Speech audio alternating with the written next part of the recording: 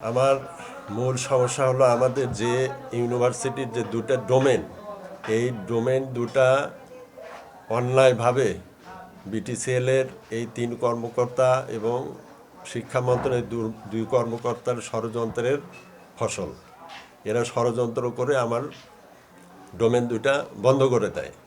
এই ডোমেন দুটা ইউনিভার্সিটির নামে বরাদ্দ করা, ইউনিভার্সিটি কিছুদিন আগেও রিনিউ করার জন্য সরকারকে টাকা পয়সা জমা দিয়ে তারা ডোমেনটা চালাচ্ছে।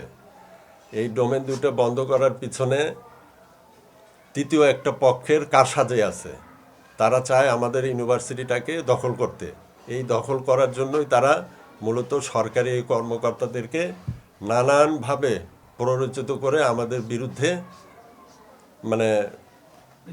মিথ্যা প্রপাগান্ডা তারা চালায় এই ডোমেন দুটা বন্ধ করছে। তো এই ডোমেন দুটা বন্ধ করার কারণে আমরা আদালতে মামলা করছি। এই মামলার আসামি 5 জন। এক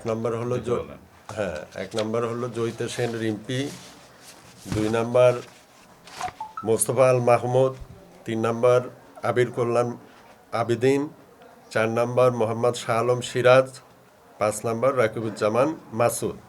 এর মধ্যে আসামি 1 থেকে 3 জন বিটিসিএলের ঊর্ধ্বতন কর্মকর্তা এবং 4 আর 5 হলো শিক্ষা মন্ত্রণালয়ের কর্মকর্তা।